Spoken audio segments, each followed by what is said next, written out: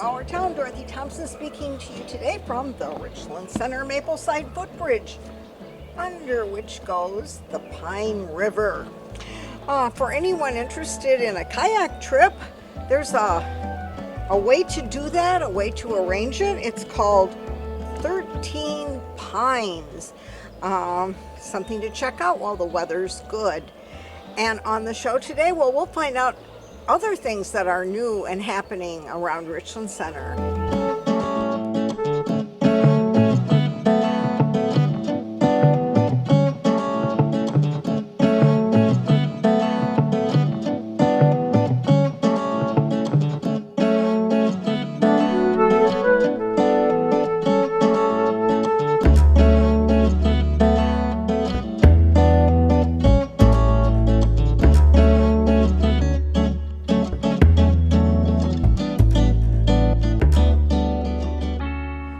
To WRCO, and we'll hear an update from Richland Center Mayor Todd Coppernoll.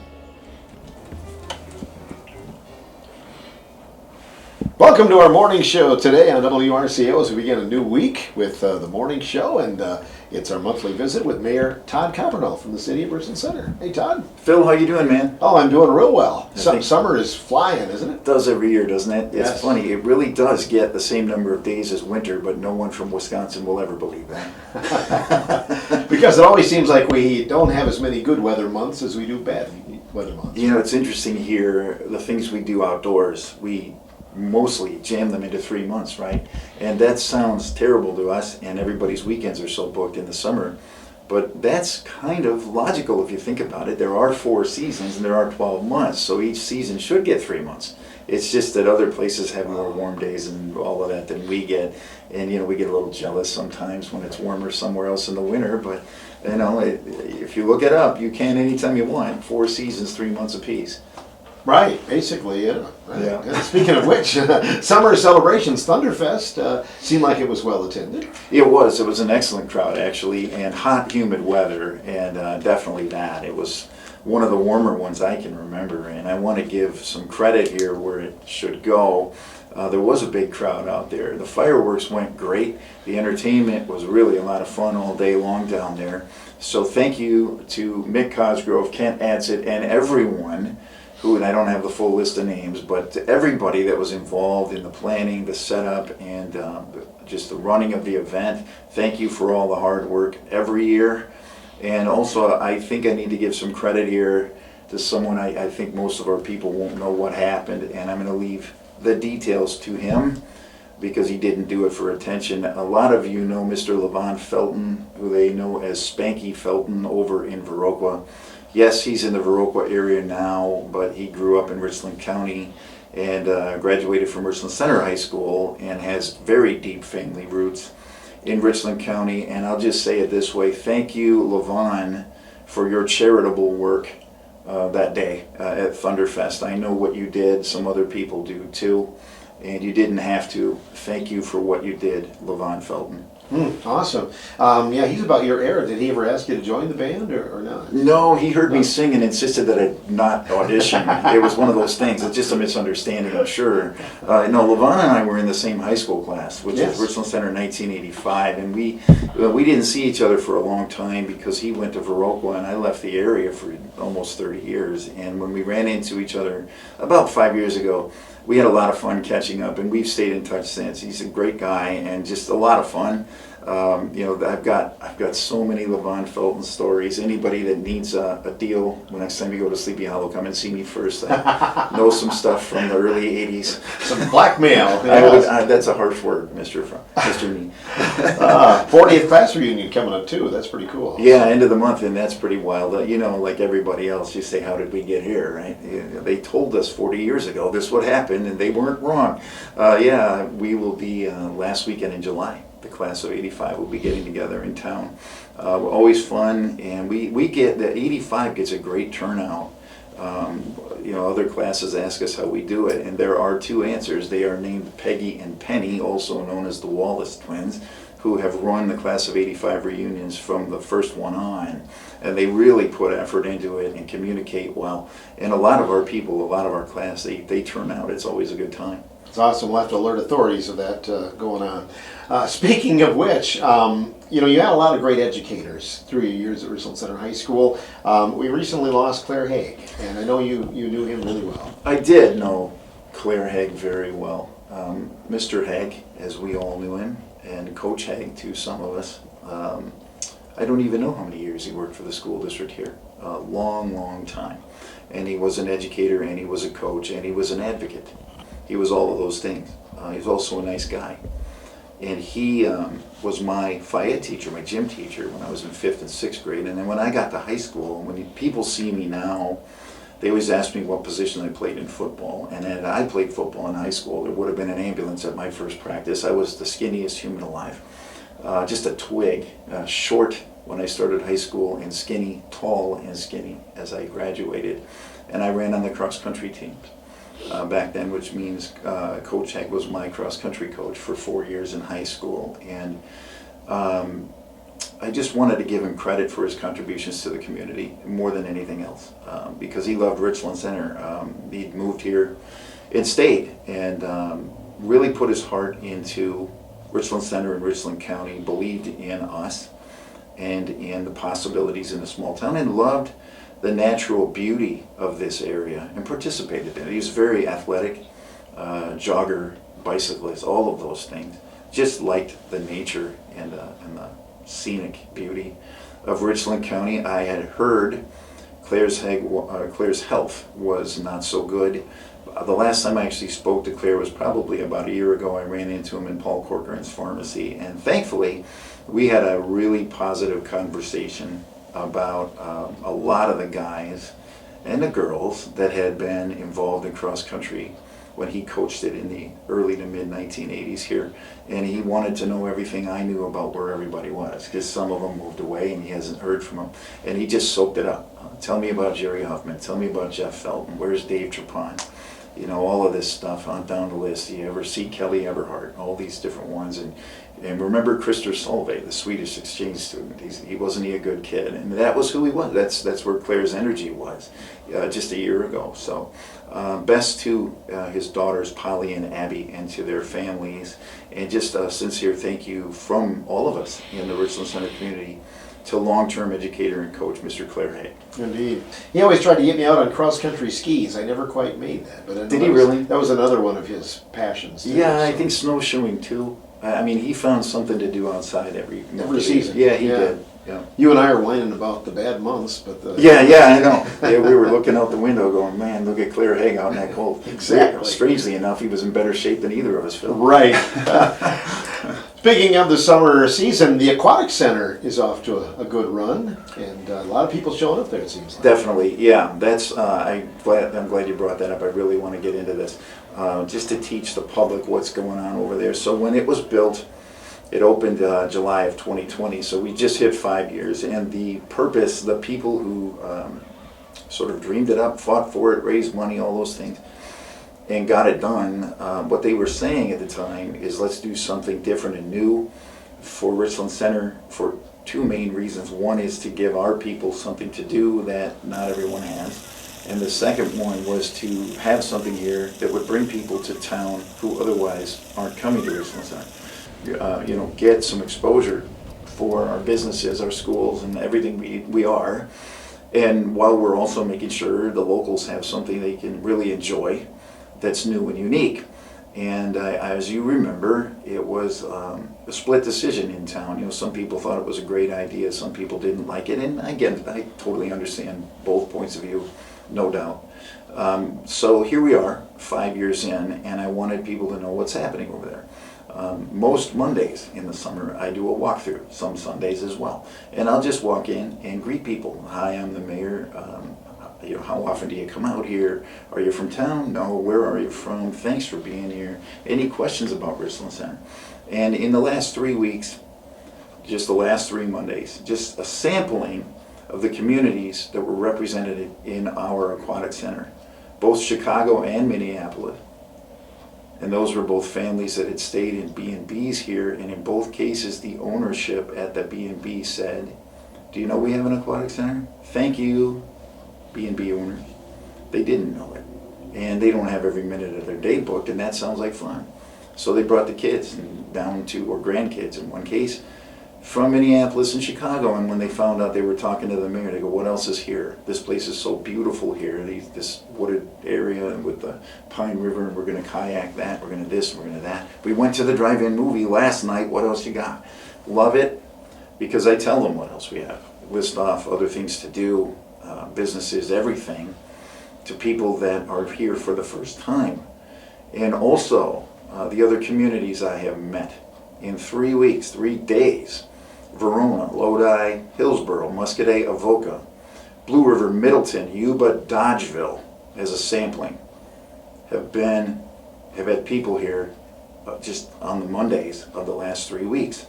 I always meet people from Viroqua. I've met Cross Plains in the past, and Boscobel. There's a parents group in Baraboo that comes over here every summer, telling you, and another one from Westby that comes down every summer. You could go to the Dells from Baraboo in a much shorter drive. You could go to La Crosse from Westby in a much shorter drive. And in both of those cases, they say things like, my kids are safe here. The kids have been in the pool 2 hours and I can see them from where I'm sitting. They say things like, I don't want to go to the Dells and pay all that money and stand in line. And the last time we went to the Dells, we got on 3 rides in an afternoon because the lines were so long, and I didn't like it because I don't see my kids and who's here and what might happen. And so the point is, the 2 main reasons it's there are for our people to enjoy it. They're doing that. I meet a lot of people from Richland Center who are there, from all over town, and out there with the kids. The grandkids are just laying out in the sun or walking in the lazy river. All of these things that people do there. A lot of our people are there. But we get a lot of attention around this area. And some of these people will just come out and say, Richland Center has the best pool in Southwest Wisconsin. They say things like that. And they say, we're so glad you did this. And this is what I really want people to hold. 2 points. Thank you, Richland Center, for using the Aquatic Center. If you haven't, please get out there. You'll love it. And bigger than that, in a different sense, as we try to gain traction with economic development and add to what we have here, understand that Southwest Wisconsin has seen it and taken notice, and they're coming. And when I ask these people from other towns, if we had not built this, if this Aquatic Center was not here, would you be in Richland Center today? It's almost 100% no, I wouldn't. I came here for this. That's a tremendous win. It's a tremendous win. It's why it was built. It's doing what it was there to do. So I thought people should know that. It's not just sitting there. It's doing what we need it to do.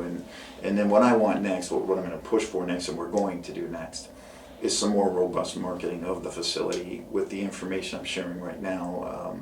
Work with the park board, the park staff, tourism, city council, just make sure everybody hears as much of this as we can gather, to make sure that we're maximizing. Okay, so now we have our people out having fun, make sure we're asking and answering, so we know it's a great place to hear from locals, which we always need to do. And then when these people say, hey, I came from Verona, I came from Middleton, I came from Dodgeville, okay, make sure they hear what else is going on here. Before you leave town, you might want to swing over there. Hey, next weekend at our fairground.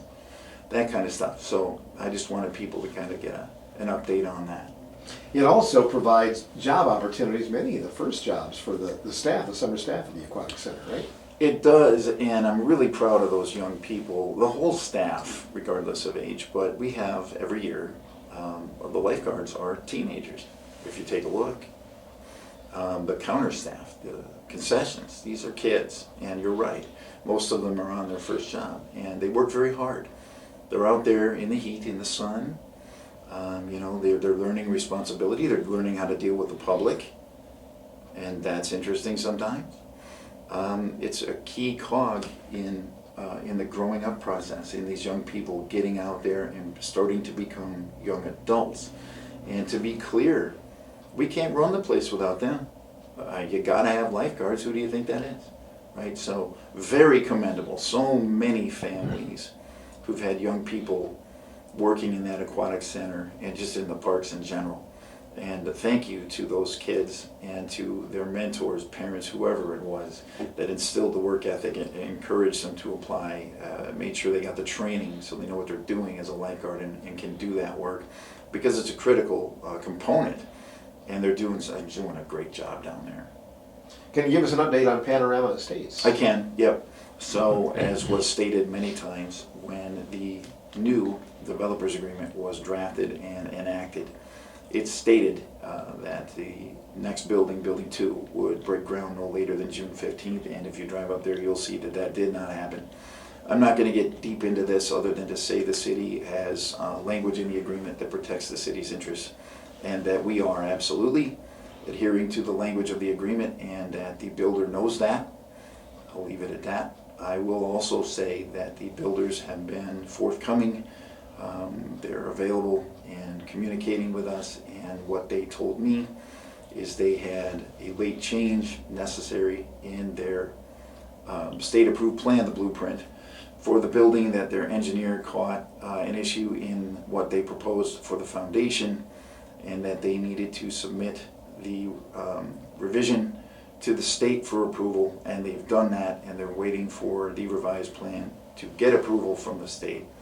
It is illegal to begin to break ground without that, and their intent is to have that within the next few weeks, and then to meet with city officials. That would be the Director of Public Works, that will be all of the department heads from utilities, that will be the building inspector, to make sure correct permits are in place, that the building plan is fully understood by everyone who will need to be a participant.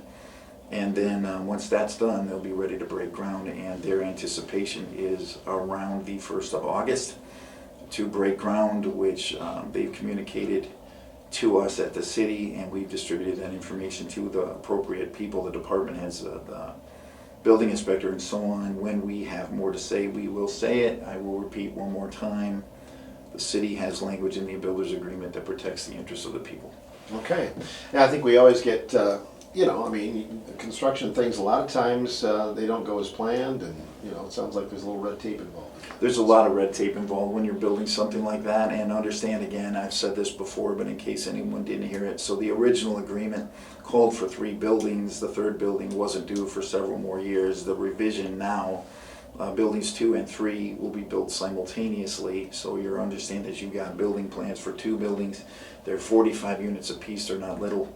There's all kinds of logistical things, getting equipment in place, getting labor in place, all the materials in place, the permits pulled, make sure the infrastructure is right for water, sewer, electric, working through the project with the building inspector. It isn't just, okay, start, and then Tracy comes back at the end and says it's good. He's going to be heavily involved.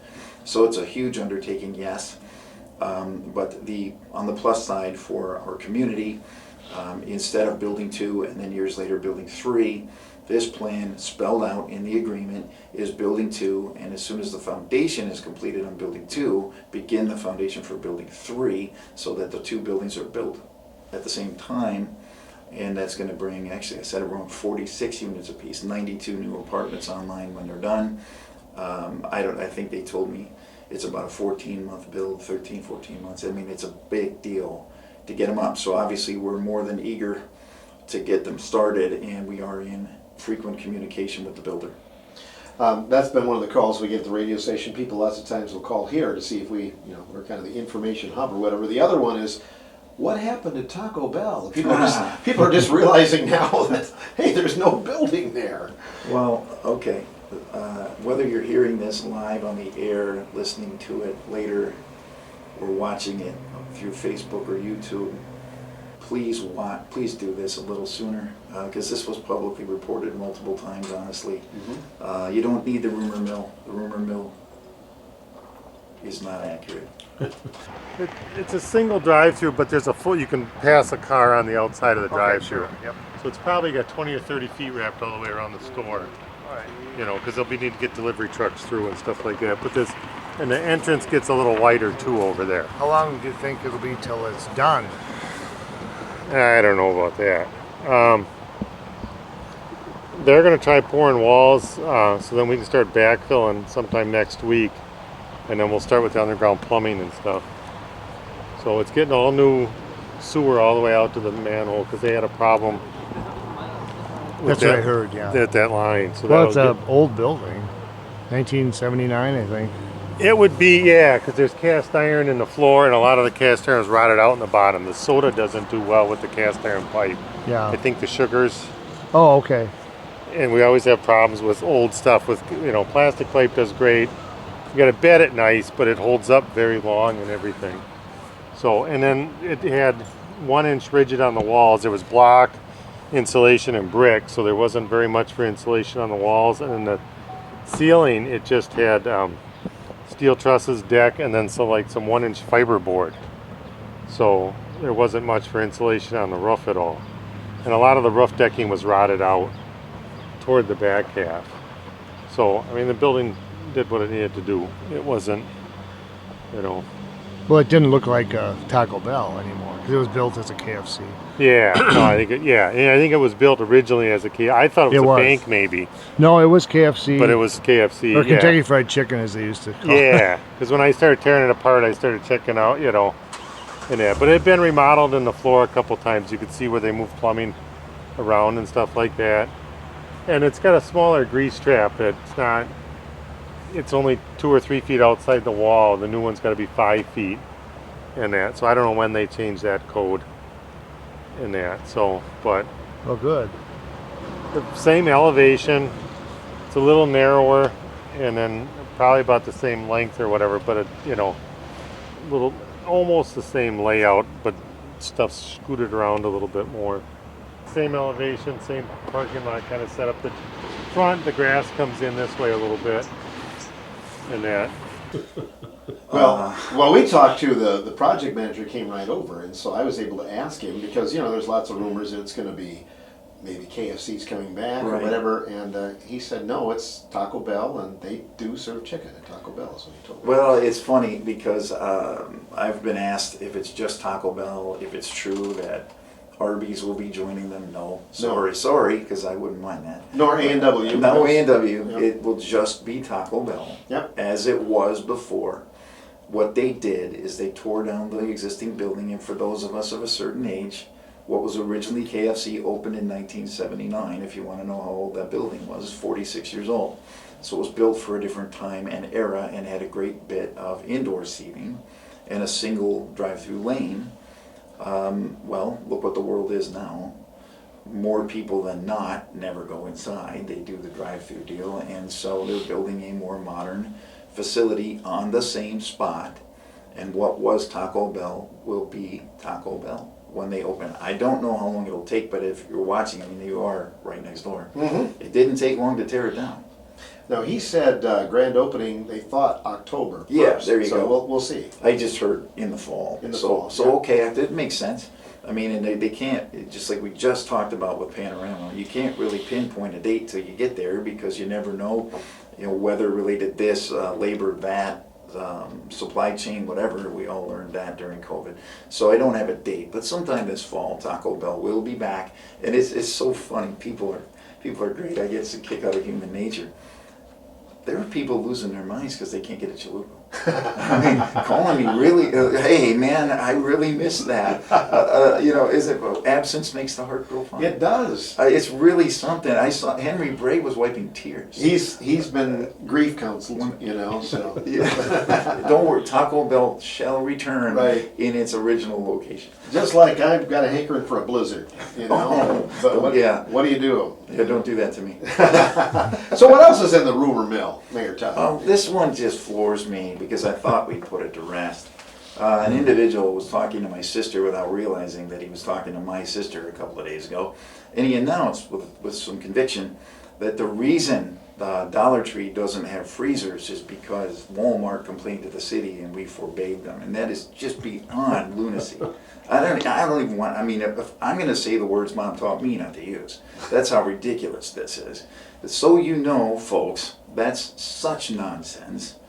And not only did we not prevent them from putting freezers in the store, in original consult, the engineers told City Utilities they would be putting freezers in the store, so Scott Gold and City Electric made sure That building is supplied with adequate electric power to support freezers.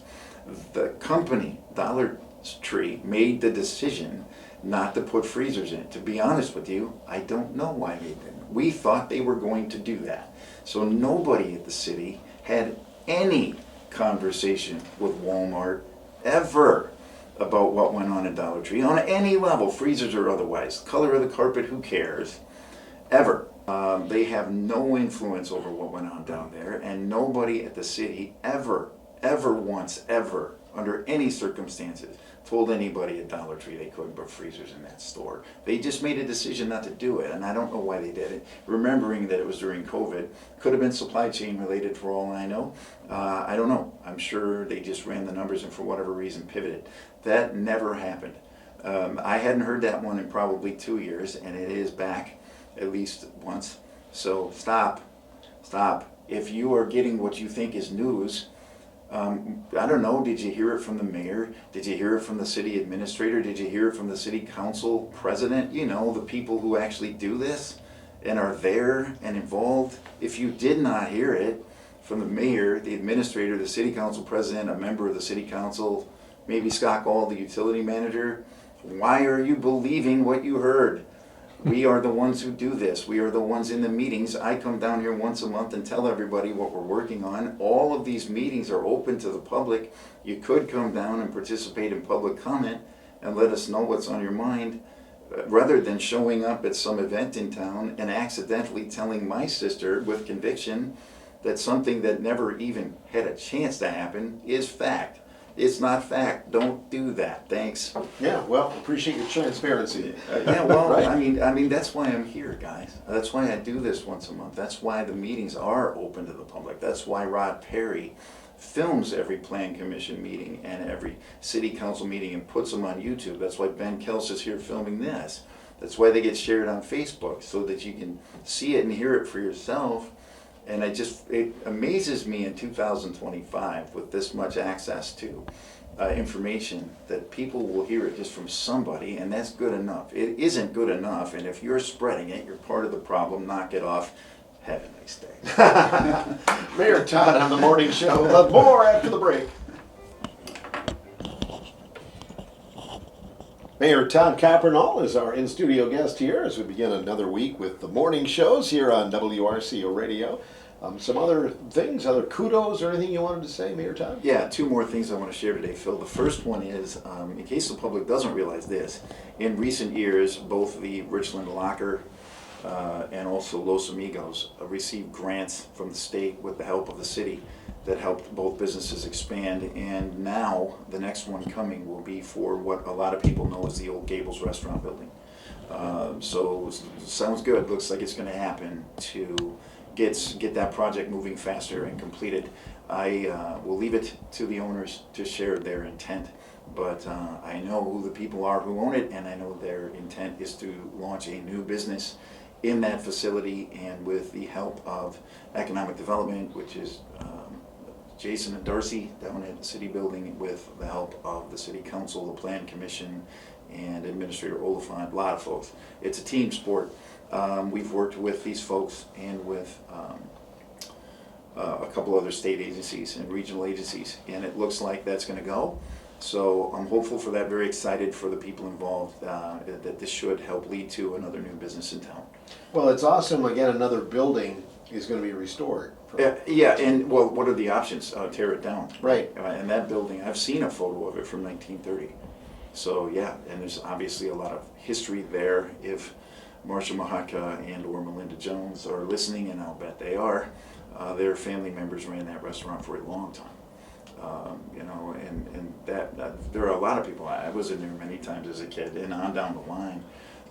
So yeah, in this case, sometimes old buildings can't stay for one reason or another. In this case, it can, and a hardworking local family that has real passion for the community did buy it and started the work and found out about the grant program, got involved. It takes time, it's frustrating because government doesn't move quickly, but we reached the point where we're here, and I'm excited about that. And that'll be 3 in the downtown area, businesses that we were able to help, and all the better, right? The more the merrier. Let's go us. Yeah, right. Other kudos. There's some people helping behind the scenes once in a while. Maybe some unsung heroes. So there's so many, and I'm going to try to do something like this every month, because I got a little heavy a few minutes ago about the rumor mill. I don't apologize, but I will say this: I try my best to experience and share with people every day things like gratitude and empathy, right? Those are the keys to life, always have been. Find the things to be grateful for, because we all have them. If nothing else, we have the day, another opportunity, right? You're still here. But if you look for them, you can find the positives in your life, and they're there. And so gratitude, I think, is probably the most important element of life. And then empathy, because not everybody will see it your way, agree with you, whatever. That's fine. That's just people living. And so trying to find the common ground and then find the way through. And you have to be able to do that to get anywhere in life. And so what I'm going to try to do going forward is just mention some of the people who aren't in the headlines because they're not elected to a committee, or they don't own a prominent business, or what have you. They're not in the public eye. Okay, Danny Zadrazil, I know you're out there. I'm going to give some real kudos here to a tireless individual who works alone in the Richland Center Cemetery. I believe he may be branching this out to at least one other local cemetery. What Danny does, and it's just a passion. It's just something he thinks should be done. He'll take a garden hose and several cleaning agents into the Richland Center Cemetery several times every summer. I can't guess how many hours. Nobody sees him. Nobody gives him anything for doing it. Nobody puts his picture in the paper. He's over there cleaning headstones. And I don't mean a little bit. Some of these things, some of them are, over a century old, much more than that in some cases. And they weather and they age. They're out in all of the elements, right? And he'll go over there and clean them. And in some cases, he made them look a lot better. And in other cases, the transformation is simply remarkable from what was to what is. And understand something. Danny never met these people. These are people that passed years, decades, generations before his own birth. He'll never know them. In most cases, he doesn't know their living relatives if they have them. And he doesn't care. He just sees a stone that could use some attention and some love. And he goes over there with some real determination, with true conviction. And he stays until it's clean. And if that's a half hour or 4 hours. And he's not noticed that most people hearing this never heard it before. Because he didn't do it so people would come down here and say he did it. The reason I'm saying it is because I'm moved by it. Because I'm touched by it. I see him because I live. The reason I found out is I live near the cemetery, okay? And I saw him and I didn't realize what he was doing. And the first time I heard it, I just asked him what he was doing. And he told me this. And there are some people that have done things like purchasing hoses and purchasing cleaning agents for him and things like that. But understand something. He's not doing it for any money. He's not doing it for any recognition. He simply believes that it's the respectful, decent, right thing to do to sort of honor the memory of those who came before us. And again, he doesn't know them. He doesn't know there are people that are still around. And he doesn't, it's not why he did it. He'll just see one that's hard to read and try to make it better. Or he'll see one that's just a little dirty, got a little stuff growing on the side. It happens. He'll clean it off and make that stone, if not look brand new, awful close. And that, imagine the effort that takes on a stone that maybe says 1923 on it. That's tremendous effort. So Danny Zadrazil, a lot of folks in town know who he is. Shake his hand. Tell him thanks, because that's a great example of a local person that just had a sort of a passion, a cause that no one recommended. It just sort of came to him as, that could be better. And he made it better. Just because. It's just for the purpose of making it better. He did that and does that every summer. And I've seen him out there these really hot days that we just experienced. He was out there. That's hard work. It's hard work in the sun with no fanfare, which isn't the point. Again, Danny didn't do it so that I would tell you he did. He didn't ask for anything. He does it because he believes in it. But nonetheless, that's hard work. And it's you talk about selfless. Here, person I never met, hey, I'll bet you were really interesting, really cool. I'll bet people loved you. That stone could use some attention and I'm here. Don't worry about it, I got you. And that's what Danny's doing over there. And I just think people should know that things like that go on in this community where there wasn't money in it, there wasn't fame in it. There's not a hidden agenda to get something down the line. It's just, I think that could be better and I think I know how to do it. I will, and he does. Thank you, Danny Zadrazil. Way to go, Danny Z. Let's talk about budget season. Kind of getting into that, aren't you? Yeah, here it comes. Here it comes. Yeah, so here we go. As we get through summer into late summer, early fall, you will please understand your city, your county, townships, school boards, districts, all of us have to plan the budget and pass the budget for next year. And what I'm saying this for is, well, two reasons. I want to make sure no one gets caught by surprise. Things are tough. I'm not scary anymore. It's nothing to get freshly alarmed over. But understand something. Inflation that ran so hot in all of our households and in all of our businesses. Well, obviously the city, the county, the schools, we all pay bills too. That means it affected all of us as well. And we have to work within with very tight state guidelines of what can and can't be done to fund a municipality. And you have to know in a rural area that doesn't just have new construction fall on you. You know, we're not Madison, we're not La Crosse, and so forth. Growing the tax base at the rate inflation just ran, it just isn't likely. And state law calls for that to grow the money you've got to get new construction. There's no gray area in that. To grow that general fund, you've got to get new construction. So when you get hot inflation in a place that gets as much construction as it can attract, but is never going to blow up, we're not going to be La Crosse next year. It leads to difficult choices. So that's what all the referendums are about that you see on the TV all the time. People think schools do referendums, and they do, but do you realize the city of Madison did it? Reedsburg, Baraboo, Wanakee, all these places, whether it's the school, the village, the city. I heard a representative in the city of Madison say that city is facing a $31 million budget shortfall. Okay, that's not apples to apples. City of Richland Center doesn't spend $31 million a year. But think about that. That's Madison. Singing the blues, screaming out loud, we better have some special meetings. What are we going to do? Because they just went to referendum. How many times are you going to do that? Okay, so what I'm telling you is your schools, your counties, your townships, your cities, your villages are all in the same boat. It doesn't matter where you are. It's not a Richland Center thing. It's not a Richland County thing. I spent half a day recently with the mayor of WRCO, Mr. Justin Running, who's always been very gracious with me, and we share ideas and we talk about what's going on in our cities, and they're facing the same issues. When he listed what they're working on, it's exactly what we're working on. They talk about an aging population. They talk about less kids in the schools with lower birth rates. They talk about the need to attract young families, to grow the tax base so they can keep the bills paid, and the tension they're all living with to try to make sure we're all in the same boat. Believe that. So what I'm saying is all of the elected entity, the boards, bodies, policy-making bodies, school board, county board, city council, village boards, and so on, have very difficult choices on their hands, because what are you going to do? Well, cut services, we don't have as much cash laying around, so let's do less things. That's not going to go over real well. Raise taxes, I'll pause. Well, the crowd goes crazy out there, right? Nobody wants to hear that, right?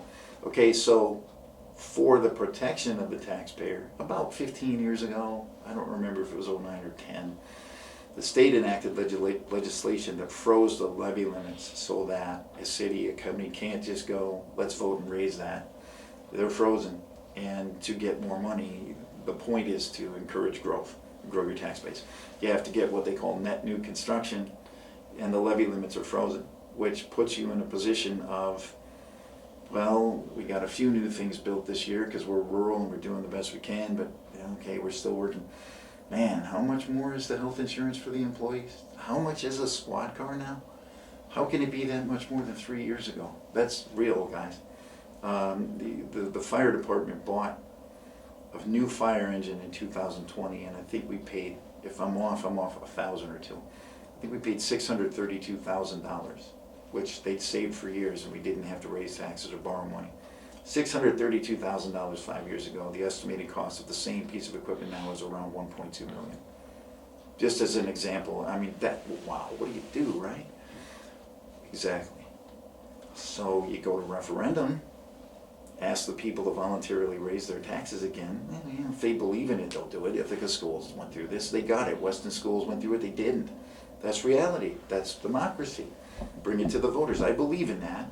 But understand, nobody, no entity, no school, no city, no county wants to do a referendum. It's divisive. It's difficult. I mean, no, but might have to.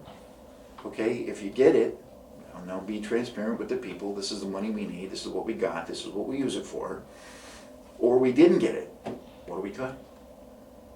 Okay, you can borrow money. Obviously, there's limits to that.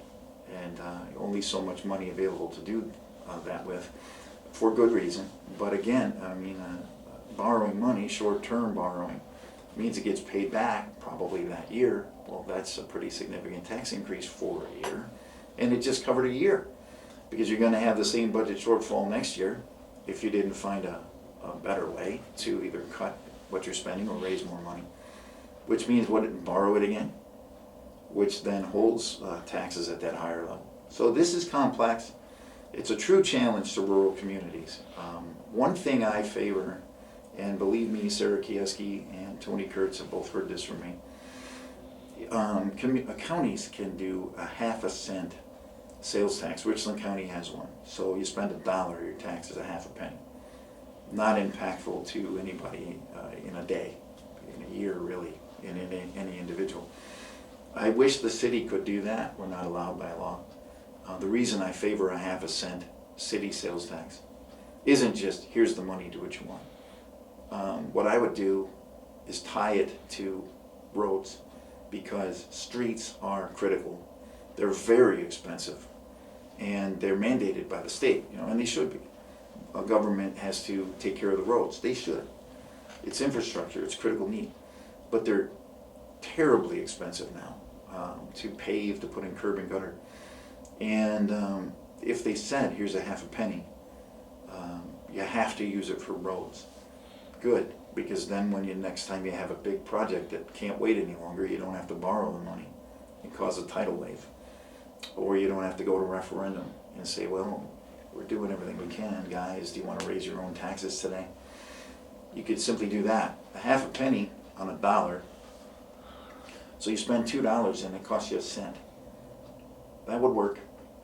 And I don't think it should just be put it in your general fund, find a use. It should be something like streets are mandated, you have to use it for that. I know there is some support for it in Madison. I don't know how much yet, but there is some. Because we've got our people, which right now, I mean, I'm going to give some credit here to Howard Markline, who was our senator for a long time, because he and I talked about this several times too. But right now, Sarah Kieski and Tony Kurtz, they hear that. They hear it from every mayor they talk to, from every county board chair they talk to. You can't miss it. When you get into the rural areas especially, we're doing all we can to get construction out here, but it's just harder to do. Than a metro center is going to have. So that's an idea. And one other reason I favor that approach. If you raise property taxes in your city, you're going to the same people again for more of their money.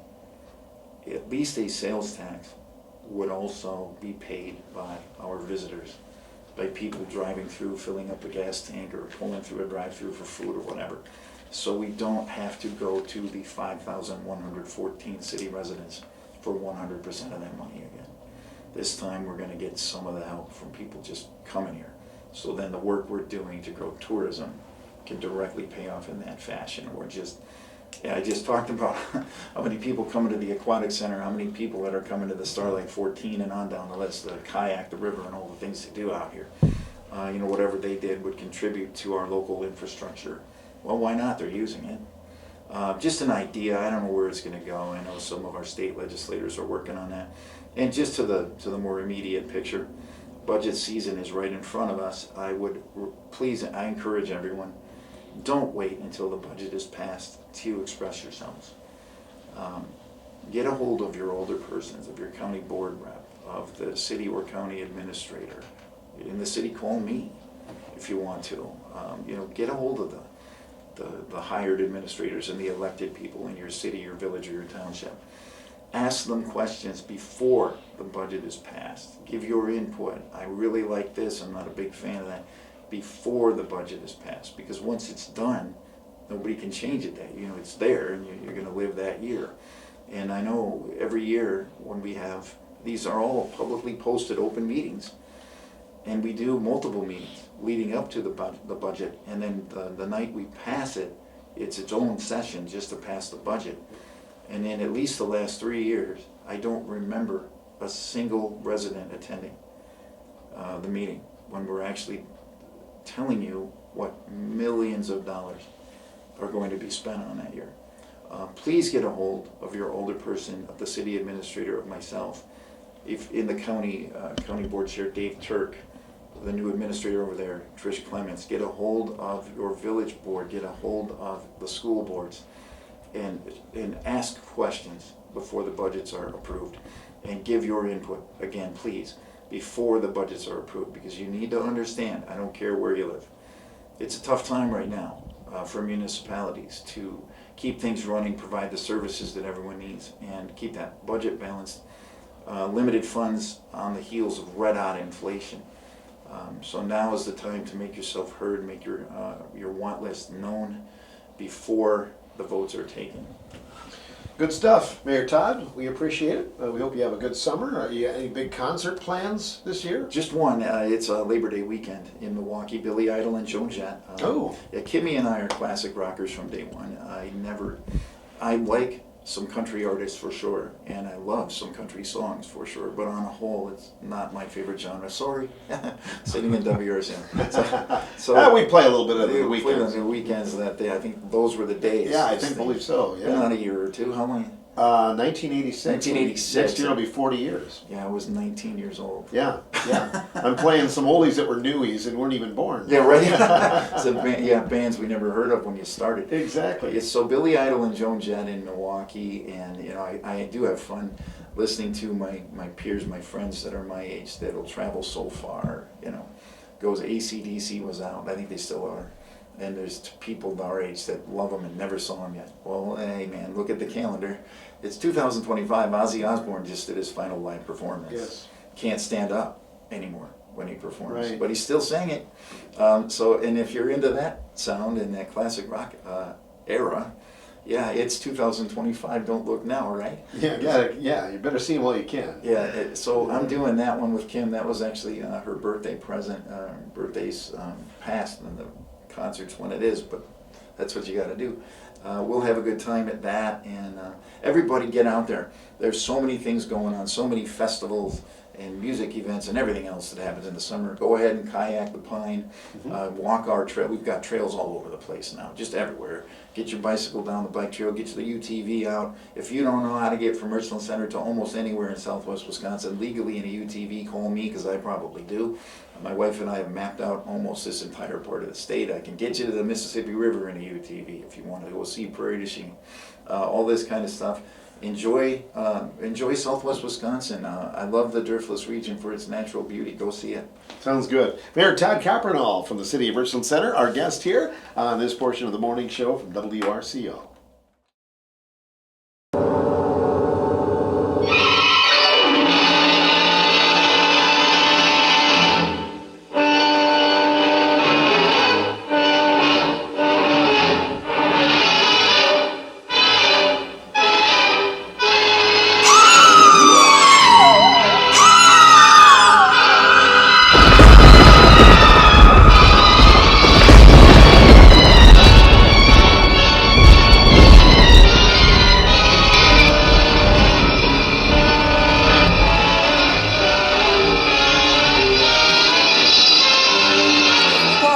The plates are surrounding the building. We're all doomed. We're gonna die.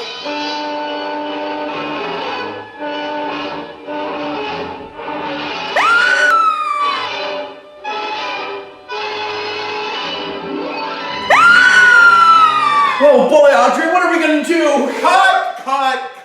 This has nothing to do with my show. Yes, it does. This is on the shop floor. This trailer has nothing to do with the musical. Oh, well, and director didn't want what to is say this? it. Sorry. Plastic Yeah, well, vine. Yeah, those from that cost me Amazon. $3. No, you two, get back to high school. Back to rehearsal. Forget Go. about it. Go. I walk in here. And we'll take this back to the high school ourselves. This is going to be the real performance space, the stage at the Richland Center High School. Community Players of Southwestern Wisconsin presents Little Shop of Horrors, a dark comedy rock and roll musical. We will be performing here at the Richland Center High School. The performances will be the last weekend of July and the first weekend of August. We have single tickets at $15 for an adult and $10 for children, or a family package, which is $50 for 2 adults and any number of children. So come, enjoy the show, tap your feet, and have a lovely time.